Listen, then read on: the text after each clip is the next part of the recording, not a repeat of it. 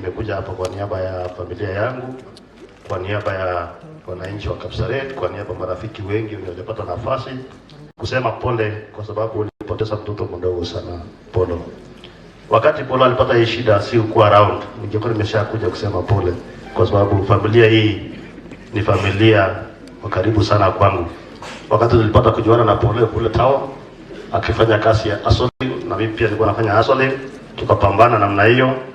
Mimi nikatangulia bungeni, akajaribu ya kwanza akakosa, akajaribu ya pili akakosa, ya tatu akapata, na leo ni mbunge wetu wa eneo hili.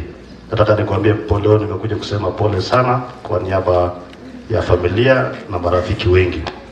Unajua, wakati nimeona Bishop akikuja kwa na wasiwasi kidogo, kwa sababu najua mambo sasa imeharibika, lazima tuvishe wakati. Ndidi Nyoro umeomba vitu mingi sana, na unajua nimesikia wakisema tu Nandi.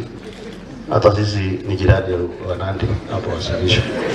So ukipanga maneno ujue pia sisi tuko hapa tu karibu. Polo tunapakana na Polo hapa about 3-4 kilometers.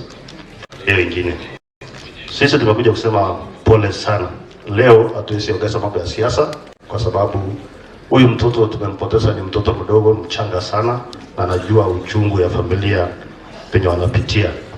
Na ndio nataka niseme, tumesema mimi nakuja kusema tu pole, sitaongezea mambo mengine leo. Ngombe missing kwa doctor. Ngombe missing Mheshimiwa Oscar Sudi. Pia kati yetu kuna Consensus Kibruto, champion wetu wa 3000 steeplechase. Ako wapi? Asante sana our champion, world champion. Pole pia kutoka kwa Mheshimiwa Jane Kihara ambaye ni mbunge wa Naivasha. Majority whip Mheshimiwa